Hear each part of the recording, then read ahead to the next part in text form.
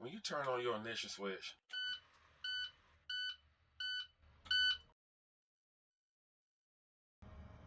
and I haven't even started up my vehicle. The gauge is all the way, and you even have your red light on.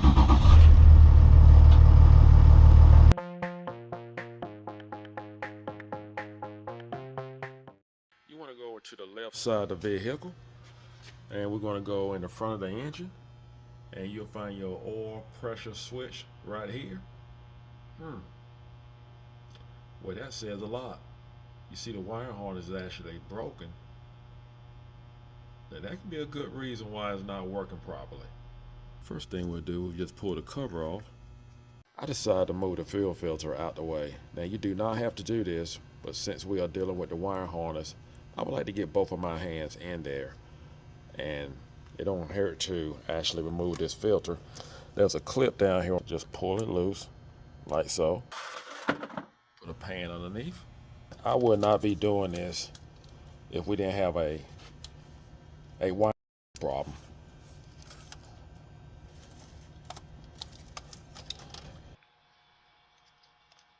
Alright, that's so much better.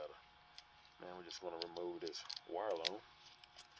There's a clip right here that you're going to have to push in and towards this way. And sometimes you can do it with your finger, your thumb, or you may need a pair of pliers. Oh, I got lucky. And there's a release right here. You can mash in on that. You may need pliers, or you may be able to pull it up with your hand, your fingers. Press it on the clip, pull right straight up.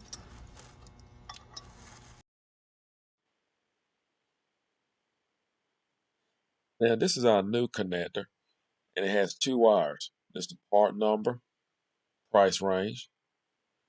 Now if you notice, our old connector only has 1 wire, and that's all we need. And when you order the new connector, you will actually get 2 wires. You look at the terminal here, the connector, you only have 1 connector. There's nothing here in this second one here. So all you have to do is just block off what wire you don't need on this one, and you should be good to go. So if we turn it over the same, this wire is the one we don't need. So we're just going to cut this wire here. We don't need it. Let's just say that you do not want to cut the wire like I did. You may want to preserve it. You can cap it off for the time being. That's what this cover is here for. Comes with the kit. Take a lighter.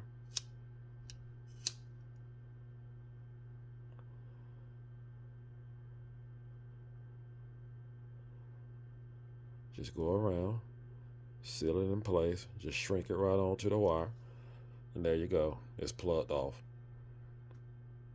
That's one option. Cummins supplied a red low temp solder connector, and just want to show you how this works. When you want to connect 2 wires, you're just going to put the connector through here, and I want to say that solder is right here with my fingertip, and you have your heat shrink, your seal. These 2 right here will actually help keep moisture, keep water from your connector, and that's very important. Now, there's several ways you can go about doing this. I just take what I want to connect to, just run them both together. Or you can twist them together and just take your connector when they both together and just make sure they're in the center with the solder. That's very important. Have your heat gun. I'm going to cut that on. Try to heat it right here in the center. Just hold it together.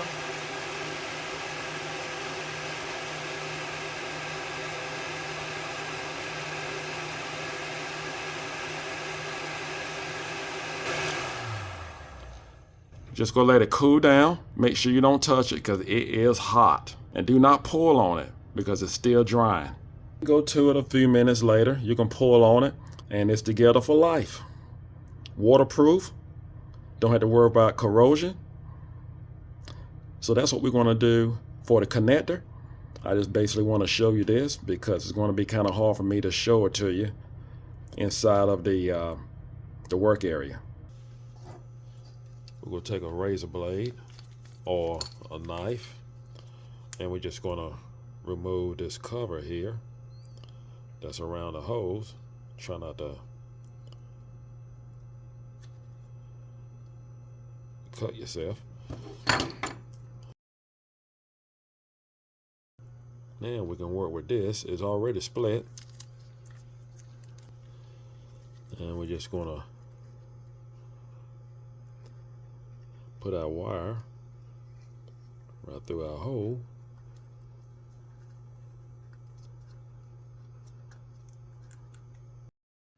We're going to connect our low temp solder connector. And you need a heat gun to actually do this.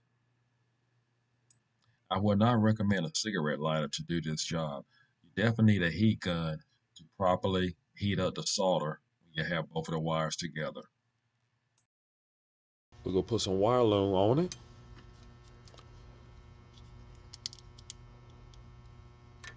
We're going to take some electrical tape and we're going to cover up all exposed areas.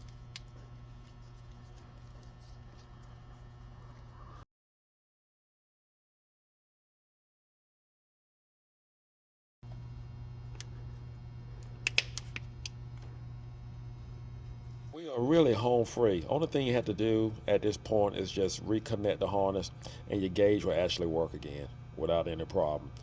But I have a video here that I want to follow through on. We're going to replace this switch. And to remove the oil pressure switch, I'm going to use this special socket. It's an oil pressure switch socket. It's a 1 1/16. And if you see here, it's made exactly to fit that switch. And it's a 3/8 drive. So you can use a 3/8 ratchet along with an extension. Or if you choose to do so, you can actually use a 1 1/8 wrench and you can actually use it on the head of the socket.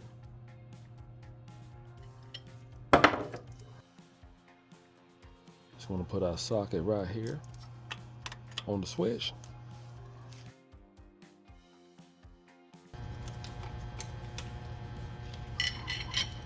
I'm going to use my wrench to actually help me to turn it. It's a little hard, guys.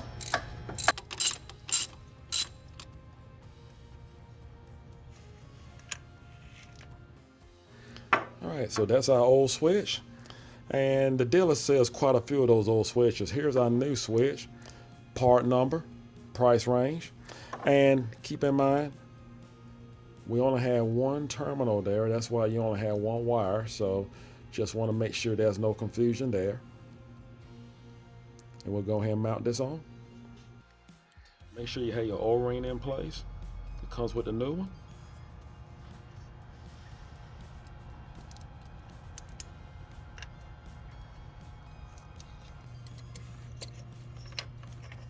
And we'll just go tighten it down.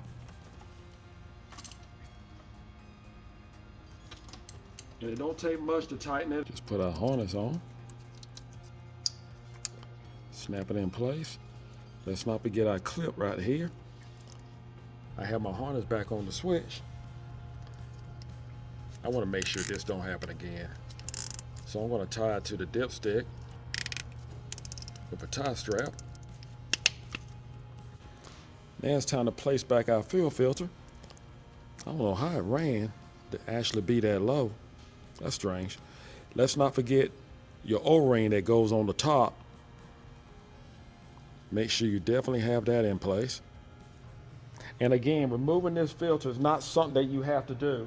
Let's not forget to put the plug back on the filter.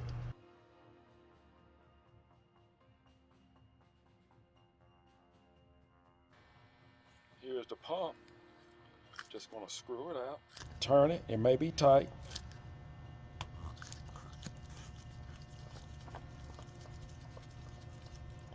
Just pull it back. You're gonna pull off this cover here. Just stick a Phillips screwdriver here. Just hold that in while you pump on the lever here. Now just put a rag on the end. Just make sure I don't have fuel going everywhere.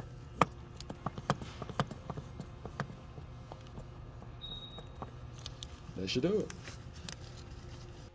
Just make sure we plug it back. Well, that's all there is to it. We have our harness back in place and we made sure that we have it tied down. Now let's see what we have. Remember when the gauge was pegged all the way past 100 and the red light was on? Let's start the vehicle. Great. That's more like it.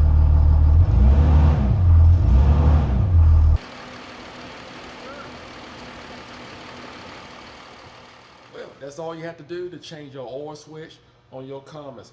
And again, you do not have to remove that fuel filter.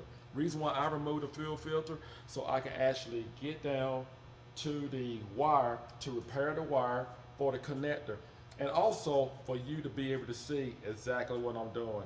I hope this video was helpful. Do not forget to subscribe. Take care and God bless.